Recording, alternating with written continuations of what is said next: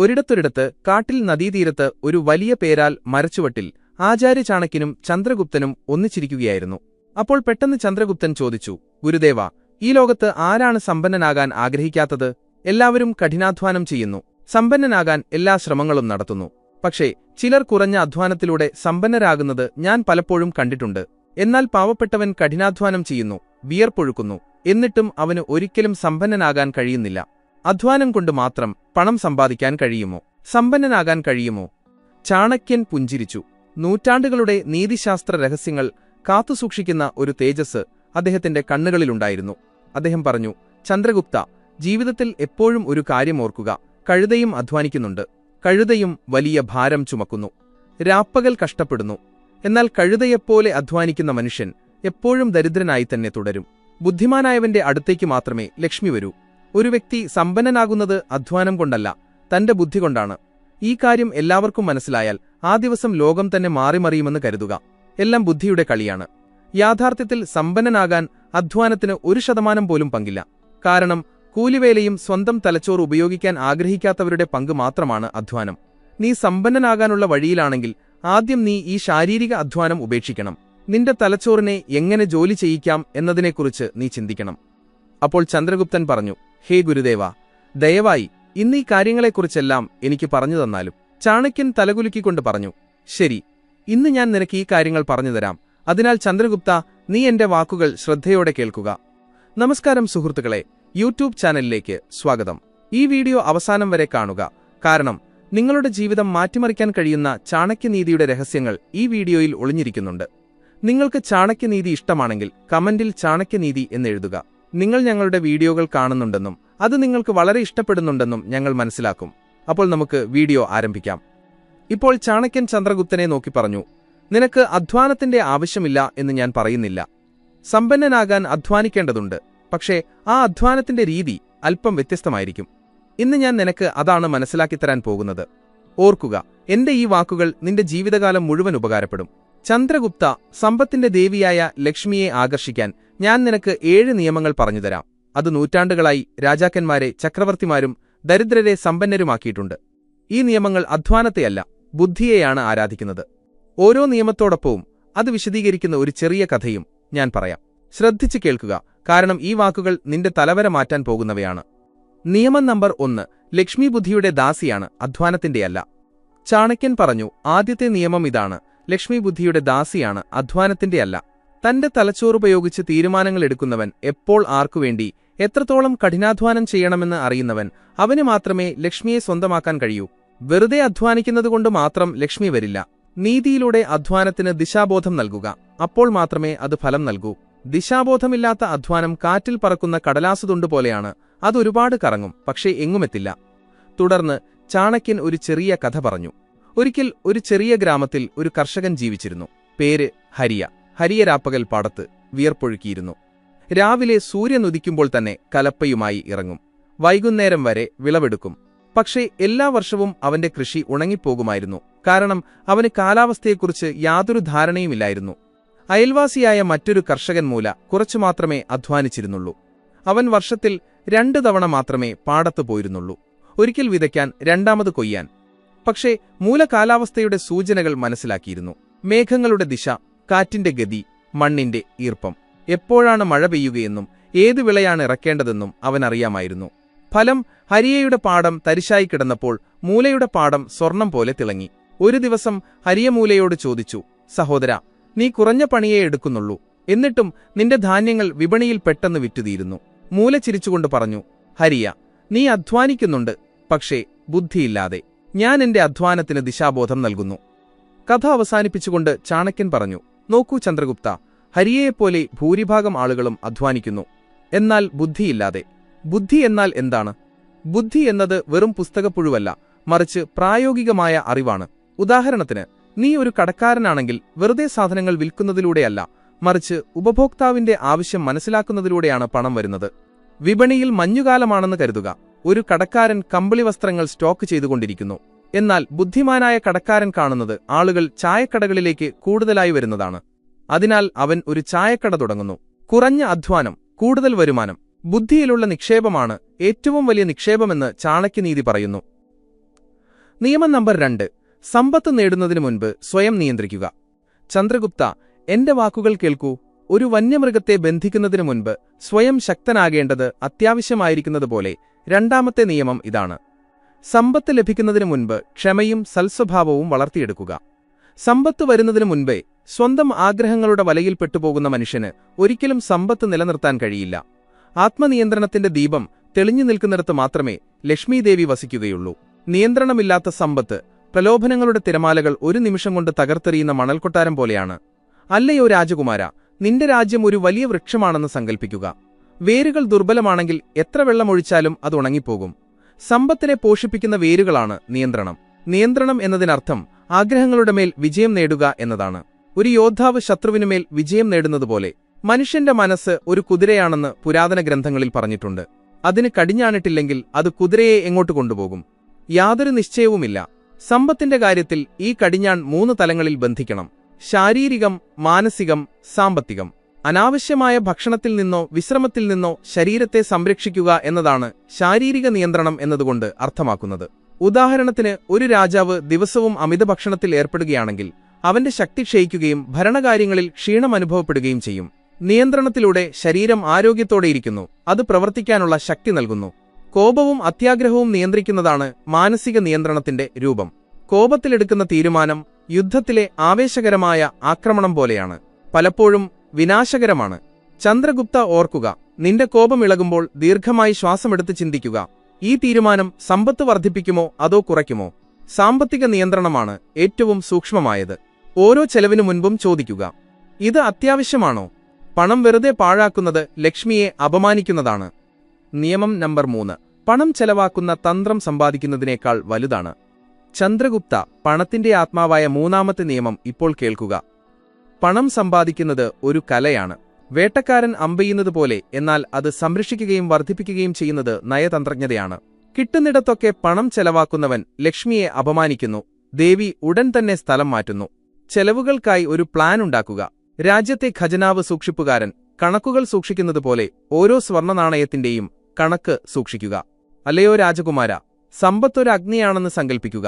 അനിയന്ത്രിതമായി കത്തിച്ചാൽ അതെല്ലാം ചുട്ടരിക്കും. ആസൂത്രണം ചെയ്താൽ അത് വെളിച്ചം നൽകും. സമ്പാദിക്കുന്നതിനേക്കാൾ വലുതാണ് ചെലവാക്കുന്ന തന്ത്രം. കാരണം വരുമാനം ക്ഷണികമാണ്, എന്നാൽ ചെലവ് നിയന്ത്രിക്കുന്നത് ശാശ്വതമായ സമൃദ്ധി കൊണ്ടുവരുന്നു. ഇതിന്റെ വേരുകൾ പുരാതന അർത്ഥശാസ്ത്രത്തിലുണ്ട്. ആസൂത്രിതമായ ചെലവ് മാത്രമാണ് സമ്പത്ത് വർദ്ധിക്കാൻ കാരണം എന്ന് കൗടില്യനീതിയിൽ പറഞ്ഞിട്ടുണ്ട്. ചന്ദ്രഗുപ്ത, ചെലവിന്റെ തന്ത്രത്തെ 4 ഭാഗങ്ങളായി തിരിക്കുക: അത്യാവശ്യം, ആഗ്രഹം, സമ്പാദ്യം, ദാനം. ജീവിതം മുന്നോട്ടു കൊണ്ടുപോകാനുള്ളതാണ് അത്യാവശ്യ ചെലവുകൾ: ഭക്ഷണം, വസ്ത്രം, പാർപ്പിടം. ആഗ്രഹങ്ങൾക്കായുള്ള ചെലവുകൾ സന്തോഷത്തിനാണ്, പക്ഷേ അത് പരിമിതമായിരിക്കണം. സമ്പാദ്യം സമ്പത്ത് വർദ്ധിപ്പിക്കാനുള്ളതാണ്. ദാനം ലക്ഷ്മിയെ പ്രസാദിപ്പിക്കാനുള്ളതാണ്. നിന്റെ വരുമാനം 10 നാണയങ്ങളാണെങ്കിൽ 4 അത്യാവശ്യങ്ങൾക്കും 3 ആഗ്രഹങ്ങൾക്കും 2 സമ്പാദ്യത്തിനും 1 ദാനത്തിനും ഉപയോഗിക്കുക. ഈ തന്ത്രം സമ്പത്തിനെ അപമാനിക്കപ്പെടുന്നതിൽ നിന്ന് സംരക്ഷിക്കുന്നു. നിയമം നമ്പർ 4. സമയം പണത്തേക്കാൾ വിലപ്പെട്ടതാണ്. ഹേ ചന്ദ്രഗുപ്ത, എന്റെ പ്രിയ ശിഷ്യ, സമയത്തിന്റെ മഹത്വം പാടുന്ന 4ാമത്തെ നിയമത്തിൽ നാം ഇപ്പോൾ എത്തിയിരിക്കുന്നു. ഈ നിയമം ഒരു രാജാവിന്റെ ജീവിതത്തിന്റെ അടിസ്ഥാനം മാത്രമല്ല, മറിച്ച് ഓരോ മനുഷ്യനും വിലപ്പെട്ട അറിവിന്റെ ഖജനാവാണ്. സമയം വെറുതെ കളഞ്ഞവൻ അസംഖ്യം സ്വർണ്ണ നാണയങ്ങൾ നഷ്ടപ്പെടുത്തി. സമയത്തെ ശരിയായി ഉപയോഗിക്കുന്നവൻ മാത്രമാണ് ലക്ഷ്മിയെ ആകർഷിക്കുന്നത്. കാരണം മടിയന്മാരുടെ വാസസ്ഥലത്തുനിന്ന് ദേവി ഓടിയകലുന്നു. ഓരോ നിമിഷവും ഓരോ അവസരമാണ് വിത്ത് പാകാനുള്ള സമയം പോലെ. അല്ലയോ രാജകുമാര, സമയം പണത്തേക്കാൾ വിലപ്പെട്ടതാണ്. കാരണം പണം നഷ്ടപ്പെട്ടാൽ വീണ്ടും സമ്പാദിക്കാം, എന്നാൽ സമയം ഒരിക്കൽ പോയാൽ തിരികെ വരില്ല. പുരാതന വേദങ്ങളുടെയും ഉപനിഷത്തുകളുടെയും വേരുകളിൽ നിന്നാണ് ഈ നിയമം ഉടലെടുത്തത്. അവിടെ സമയത്തെ ബ്രഹ്മത്തിന്റെ രൂപമായി കണക്കാക്കുന്നു. എല്ലാ മനുഷ്യർക്കും ജീവിതത്തിൽ തുല്യമായി 24 മണിക്കൂർ ലഭിക്കുന്നു. ഒരു സമ്പന്നനായ വ്യാപാരിക്ക് 24 മണിക്കൂറുണ്ട്. ഒരു പാവപ്പെട്ട യാചകനും 24 മണിക്കൂറുണ്ട്. വ്യത്യാസം എവിടെയാണ്? വ്യത്യാസം ഉപയോഗത്തിലാണ്. പാവപ്പെട്ട യാചകൻ തന്റെ 24 മണിക്കൂർ ആവശ്യമില്ലാത്ത കാര്യങ്ങൾക്കായി ചെലവഴിക്കുന്നു. റോഡിലിരുന്ന് അനാവശ്യ ചിന്തകൾ, തെറ്റായ കൂട്ടുകെട്ടുകളിൽ സമയം പാഴാക്കൽ, അല്ലെങ്കിൽ നെഗറ്റീവ് ചിന്തകളിൽ മുഴുകൽ. എന്റെ വിധി മോശമാണ്, അതുകൊണ്ട് ഞാൻ എന്തു ചെയ്യാനെന്ന് അവൻ ചിന്തിക്കുന്നു. എന്നാൽ ഒരു ധനികൻ, വിജയശ്രീലാളിതനായ ഒരു രാജാവ് അല്ലെങ്കിൽ ഒരു വ്യാപാരി തന്റെ 24 മണിക്കൂർ ബിസിനസ്, തൊഴിൽ, ഉൽപ്പാദനപരമായ കാര്യങ്ങൾ എന്നിവയ്ക്കായി മാറ്റിവെക്കുന്നു. അവൻ രാവിലെ എഴുന്നേറ്റ് പദ്ധതികൾ തയ്യാറാക്കുന്നു, പകൽ ജോലി ചെയ്യുന്നു, വൈകുന്നേരം ചിന്തിക്കുന്നു. ഇതാണ് വ്യത്യാസം. ഒരു വശത്ത് നാശം, മറുവശത്ത് സമൃദ്ധി. സമയത്തിന്റെ ശരിയായ ഉപയോഗം ബുദ്ധിയെ കൂർമ്മമാക്കുന്നു. നീ ഓരോ നിമിഷവും ഉപയോഗപ്പെടുത്തുമ്പോൾ തീരുമാനങ്ങൾ വേഗത്തിലാകും. രാജ്യഭരണത്തിൽ 1 മിനിറ്റ് വൈകിയാൽ ശത്രുവിന് അത് മുതലെടുക്കാൻ കഴിയും.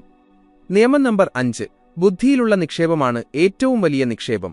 ഹേ ചന്ദ്രഗുപ്ത, എന്റെ പ്രിയ ശിഷ്യ, ബുദ്ധിയുടെ മഹത്വം വിളിച്ചോതുന്ന 5ാമത്തെ നിയമത്തിൽ നാം ഇപ്പോൾ എത്തിയിരിക്കുന്നു.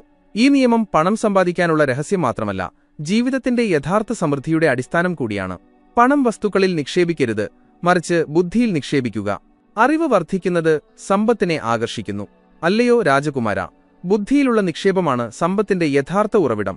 കാരണം ബുദ്ധിമാനായവൻ അവസരങ്ങളെ തിരിച്ചറിയുന്നു, അപകടങ്ങളെ ഒഴിവാക്കുകയും തീരുമാനങ്ങളിലൂടെ വിജയം നേടുകയും ചെയ്യുന്നു. പുരാതന ഗ്രന്ഥങ്ങളിൽ വിദ്യാപരമം ധനം എന്ന് പറഞ്ഞിട്ടുണ്ട്. വിദ്യയാണ് ഏറ്റവും വലിയ ധനം. ഉപനിഷത്തുകളിൽ നിന്നാണ് ഈ വാക്യം എടുത്തിട്ടുള്ളത്. അവിടെ വിദ്യയെ ഒരിക്കലും മോഷ്ടിക്കപ്പെടാത്തതും നശിച്ചുപോകാത്തതുമായ സ്ഥിരമായ സമ്പത്തായി കണക്കാക്കുന്നു. അല്ലയോ ചന്ദ്രഗുപ്ത, നിന്റെ രാജ്യം ഒരു വലിയ മരമാണെന്ന് സങ്കൽപ്പിക്കുക. പോഷണം നൽകുന്ന വേരുകളാണ് ബുദ്ധി. വേരുകളില്ലാത്ത മരം വീണുപോകുന്നു. ബുദ്ധിയിലുള്ള നിക്ഷേപം എന്നതിനർത്ഥം പണം ആഭരണങ്ങളിലോ കൊട്ടാരങ്ങളിലോ പോലെയുള്ള വസ്തുക്കളിലല്ല, മറിച്ച് അറിവിലാണ് നിക്ഷേപിക്കേണ്ടത് എന്നാണ്. സ്വർണം മാത്രം വാങ്ങുന്ന വ്യാപാരി അപകടത്തിൽപ്പെടുന്നു. എന്നാൽ ബുദ്ധിയിൽ നിക്ഷേപിക്കുന്നവൻ വിപണിയുടെ രഹസ്യങ്ങൾ മനസ്സിലാക്കുന്നു. ബുദ്ധിപരമായ തീരുമാനങ്ങൾ കൃത്യമാണ്. ഉപദേശമില്ലാതെ യുദ്ധം ചെയ്യുന്ന രാജാവ് പരാജയപ്പെടുന്നു. എന്നാൽ വിക്രമാദിത്യനെ പോലെയുള്ള പണ്ഡിതനായ രാജാവ് ബുദ്ധിയിലൂടെ സാമ്രാജ്യം വികസിപ്പിച്ചു. നിത്യജീവിതത്തിൽ കാലാവസ്ഥയെക്കുറിച്ച് അറിവുള്ള ഒരു കർഷകൻ വിളവ് വർദ്ധിപ്പിക്കുന്നു. പ്രതിവിധി ലളിതമാണ്. ഗ്രന്ഥങ്ങൾ വായിക്കുക, അർത്ഥശാസ്ത്രം, നീതിശാസ്ത്രം ഗുരുവിൽ നിന്നും പഠിക്കുക, പണ്ഡിതന്മാരെ സഭയിലേക്ക് ക്ഷണിക്കുക. ചന്ദ്രഗുപ്ത, രാജ്യത്തും ബുദ്ധിമാന്മാരായ ഉപദേശകർ സമ്പത്ത് വർദ്ധിപ്പിക്കുന്നു. സമ്പദ്വ്യവസ്ഥ മനസ്സിലാക്കുന്ന ഒരു ഉപദേശകൻ നികുതികൾ ശരിയായി ചുമത്തുന്നു. പഞ്ചമ നിഗമനം: ബുദ്ധിയെ നിന്റെ സമ്പത്താക്കുക. ബുദ്ധിയെ നിന്റെ സമ്പത്താക്കുക. ഈ വാക്യം വെറുമൊരു ഉപദേശമല്ല, മറിച്ച് പുരാതന കാലം മുതൽ ആധുനിക യുഗം വരെ വിജയിച്ച ഓരോ പുരുഷന്റെയും അടിസ്ഥാനമായിരുന്ന ഒരു മന്ത്രമാണ്. അല്ലയോ രാജകുമാര, ബുദ്ധിയിലുള്ള നിക്ഷേപമാണ് ഏറ്റവും വലുത്. ഇത് സ്വീകരിക്കുക, സമ്പത്ത് വരും. ജയിക്കട്ടെ സങ്കൽപ്പിക്കുക. ചന്ദ്രഗുപ്ത സ്വർണത്തിന്റെയും വെള്ളിയുടെയും നദികളൊഴുകുന്ന ഒരു രാജ്യം. ഖജനാവിന്റെ മതിലുകൾ ഉയരമുള്ളിടത്ത്. എന്നാൽ ഭരണാധികാരിയുടെ മനസ്സ് അജ്ഞാനത്തിന്റെ അന്ധകാരത്തിൽ മുഴുകിയിരിക്കുകയാണെങ്കിൽ ആ രാജ്യത്തിന് എപ്പോഴെങ്കിലും നിലനിൽക്കാൻ കഴിയുമോ? ആ സമ്പത്ത് എപ്പോഴെങ്കിലും സന്തോഷത്തിന് കാരണമാകുമോ? ഹേ സുഹൃത്തേ, യഥാർത്ഥ സമ്പത്ത് നിന്റെ തലച്ചോറിലെ അറകളിൽ സൂക്ഷിച്ചിരിക്കുന്നതാണ്. അറിവിന്റെ കലവറ, വിവേകത്തിന്റെ വെളിച്ചം, ബുദ്ധിയുടെ തിളക്കം. ഈ സമ്പത്ത് മോഷണം പോകില്ല, നശിക്കില്ല, കാലത്തിനനുസരിച്ച് വാടിപ്പോകുകയുമില്ല. അത് വളർന്നുകൊണ്ടേയിരിക്കുന്നു. ഒരു വിത്തിൽ നിന്ന് ലക്ഷക്കണക്കിന് ശാഖകളായി പടർന്നു പന്തലിക്കുന്ന ഒരു പേരാൽ മരം പോലെ. ബുദ്ധിയെ സമ്പത്താക്കുക എന്നതിനർത്ഥം ഓരോ നിമിഷത്തെയും ഒരു നിക്ഷേപ അവസരമായി കാണുക എന്നതാണ്. ഓരോ പുസ്തകവും വായിക്കുക, ഓരോ അനുഭവത്തിൽ നിന്നും പഠിക്കുക, ഓരോ തെറ്റും ഒരു പാഠമാക്കുക. ഇതാണ് പലിശയ്ക്കുമേൽ പലിശ നൽകുന്ന നിക്ഷേപം. ഇപ്പോൾ ചിന്തിക്കുക, ബുദ്ധി വെറും പുസ്തകപരിജ്ഞാനമാണോ? അല്ല ചന്ദ്രഗുപ്ത, ബുദ്ധി എന്നത് മനസ്സിനെ ജ്വലിപ്പിക്കുന്ന, തീരുമാനങ്ങൾക്ക് ദിശാബോധം നൽകുന്ന, ജീവിതത്തിലെ സങ്കീർണതകളെ ലളിതമാക്കുന്ന ജ്വാലയാണ്. പുരാതന ഋഷിമാർ പറഞ്ഞിരുന്നു, വിദ്യാവിനയം ദദാതി, അറിവ് വിനയം നൽകുന്നുവെന്ന്. എന്നാൽ ലോകം അതിവേഗം മാറിക്കൊണ്ടിരിക്കുന്ന ഇന്നത്തെ കാലത്ത് ബുദ്ധിയെ സ്വീകരിക്കുക എന്നതിനർത്ഥം നിരന്തരം പഠിക്കുക എന്നാണ്. വാളെടുക്കാൻ സമർത്ഥനായ എന്നാൽ തന്ത്രങ്ങൾ അറിയാത്ത ഒരു യോദ്ധാവിനെ സങ്കൽപ്പിക്കുക. അവനൊരിക്കലും വിജയിക്കാൻ കഴിയില്ല. അതുപോലെ തന്നെ ബിസിനസ്സിൽ പണം സമ്പാദിച്ചാൽ മാത്രം പോരാ, അതിനെ ബുദ്ധിപൂർവം കൈകാര്യം ചെയ്യാനും വളർത്താനും സംരക്ഷിക്കാനുമുള്ളതാണ് യഥാർത്ഥ കല. അല്ലയോ ചന്ദ്രഗുപ്ത, നിന്റെ രാജ്യം മൗര്യ സാമ്രാജ്യത്തിന്റെ പ്രതീകമാണ്. വിശാലവും ശക്തവും, എന്നാൽ അതിന്റെ അടിത്തറ ബുദ്ധിയിലാണ് കുടികൊള്ളുന്നത്. ചാണക്യനെ പോലുള്ള ഒരു ഗുരു പഠിപ്പിച്ചത് ഇതാണ്: ബുദ്ധിയുമായി ചേർന്നു നിൽക്കുക, അപ്പോൾ സമ്പത്ത് സ്വയം നിന്റെ ദാസനാകും. ഈ നിഗമനത്തിൽ നാം ചില ആഴത്തിലുള്ള കാര്യങ്ങൾ സ്പർശിക്കും. അത് നേരിട്ടുള്ളതായി തോന്നില്ലെങ്കിലും യഥാർത്ഥ സമ്പത്ത് നിന്റെ തലച്ചോറിലാണ് കുടികൊള്ളുന്നത് എന്ന അതേ സത്യത്തിലേക്കെത്തിക്കും. നിന്റെ മനസ്സ് ശരിയായ ദിശയിലാണെങ്കിൽ, വിദ്യാഭ്യാസത്തിന്റെയും അറിവിന്റെയും വേരുകൾ ആഴത്തിലുള്ളതാണെങ്കിൽ, സമൃദ്ധി നിന്നെ പിന്തുടരും. നിനക്കൊരിക്കലും ദരിദ്രനാകാൻ കഴിയില്ല. കാരണം ദാരിദ്ര്യമെന്നത് പുറമേയുള്ള ആഭരണങ്ങളുടെ അഭാവമാണ്, അല്ലാതെ ആന്തരിക വെളിച്ചത്തിന്റേതല്ല. വരൂ, നമുക്ക് ഈ കാര്യങ്ങൾ വിശദമായി മനസ്സിലാക്കാം. ഉത്ഭവസ്ഥാനത്ത് നിന്ന് കടലിലേക്ക് ഒഴുകുകയും ഓരോ തീരത്തെയും സ്പർശിക്കുകയും ചെയ്യുന്ന ഒരു നദിയെപ്പോലെ. നിയമം നമ്പർ 6: അവസരങ്ങൾ തിരിച്ചറിയുന്നവനാണ് സമ്പന്നനാകുന്നത്. ഹേ ചന്ദ്രഗുപ്ത, എന്റെ പ്രിയ ശിഷ്യ, അവസരങ്ങളുടെ അവബോധമുണർത്തുന്ന 6ാമത്തെ നിയമത്തിൽ നാം ഇപ്പോൾ എത്തിയിരിക്കുന്നു. ഈ നിയമം സമ്പത്ത് നേടുന്നതിനുള്ള താക്കോലാണ്. ഇത് ജാഗ്രത പഠിപ്പിക്കുന്നു. അവസരങ്ങൾ കാണുക, തിരിച്ചറിയുക, അത് പിടിച്ചെടുക്കുക. അവസരങ്ങളെ മുതലാക്കുന്നവനാണ് ലക്ഷ്മിയുടെ നാഥനാകുന്നത്. അല്ലയോ രാജകുമാര, അവസരങ്ങൾ ജീവിതത്തിന്റെ വിത്തുകളാണ്. അവ വിതച്ചാൽ വനം വളരുന്നു, അല്ലാത്തപക്ഷം അത് മരുഭൂമിയായി തുടരും. പുരാതന നീതിയിൽ അവസരം സമയത്തിന്റെ സമ്മാനമാണ്. ഹേ ചന്ദ്രഗുപ്ത, അവസരങ്ങൾ തിരിച്ചറിയുക എന്ന ആശയം വേദങ്ങളിൽ നിന്നാണ് ഉടലെടുത്തത്. ഋഗ്വേദത്തിൽ സമയത്തെ ചഞ്ചലവും പിടിക്കാൻ കഴിയുന്നതുമായ ഒരു മൃഗമായി വിശേഷിപ്പിച്ചിരിക്കുന്നു. കാലം ഒരു മൃഗമാണ്, അതായത് സമയം പിടികൂടേണ്ട ഒരു മൃഗമാണ്. അല്ലാത്തപക്ഷം അത് വഴുതിപ്പോകും. ഈ വാക്യം നമ്മെ പഠിപ്പിക്കുന്നത് അവസരങ്ങൾ ക്ഷണികമാണ് എന്നാണ്. കാട്ടിൽ കുതിച്ചുപായുന്ന ഒരു വന്യമൃഗത്തെപ്പോലെ. ജാഗ്രത പാലിച്ചില്ലെങ്കിൽ അത് കൈവിട്ടുപോകും. ഉപനിഷത്തുകളിൽ അവസരത്തെ ഒരു സംയോഗമായി കണക്കാക്കുന്നു. സിദ്ധിയിലേക്ക് നയിക്കുന്ന ആ സംയോഗം. അവിടെ ദേവനും മനുഷ്യനും കണ്ടുമുട്ടുന്നു. ഇവിടെ അവസരം വെറുമൊരു യാദൃശ്ചികതയല്ല, മറിച്ച് കർമ്മത്തിന്റെയും ഭാഗ്യത്തിന്റെയും സംഗമമാണ്. ചാണക്യനീതിയിൽ ഞാൻ എഴുതിയിട്ടുണ്ട്, വ്യവസായത്തിലൂടെ കാര്യങ്ങൾ സാധിക്കുന്നുവെന്നും വ്യവസായമാണ് അവസരങ്ങൾ തിരിച്ചറിയുന്നതിന്റെ ആദ്യപടിയെന്നും. നിയമം നമ്പർ 7. പണം തടഞ്ഞു നിർത്താനുള്ള കല പഠിക്കുക. ഹേ ചന്ദ്രഗുപ്ത, എന്റെ പ്രിയ ശിഷ്യ, സമ്പത്ത് സംരക്ഷിക്കുന്നതിന്റെ സൂക്ഷ്മമായ കല വെളിപ്പെടുത്തുന്ന 7ാമത്തെ നിയമത്തിൽ നാം ഇപ്പോൾ എത്തിയിരിക്കുന്നു. വരുമാനത്തിന്റെ തിളക്കത്തിനപ്പുറം സമ്പത്തിന്റെ സ്ഥിരതയ്ക്ക് ഊന്നൽ നൽകുന്നതാണ് ഈ നിയമം. കാരണം സമ്പാദിക്കുന്നത് എളുപ്പമാണ്, എന്നാൽ അത് നിലനിർത്താൻ വലിയ ബുദ്ധി ആവശ്യമാണ്. പണം സംരക്ഷിക്കാനുള്ള കല പഠിക്കുക. അല്ലയോ രാജകുമാര, ഈ കല വൈവിധ്യത്തിലാണ് കുടികൊള്ളുന്നത്. ഒരിടത്തു മാത്രം വെക്കരുത്, മറിച്ച് ഒന്നിലധികം സ്രോതസ്സുകളിലായി വിഭജിക്കുക. അങ്ങനെ ഒന്നിലുണ്ടാകുന്ന നഷ്ടമെല്ലാം നശിപ്പിക്കാതിരിക്കാൻ. പുരാതന അർത്ഥശാസ്ത്രത്തിൽ സംരക്ഷണമാണ് വളർച്ചയുടെ അടിസ്ഥാനം.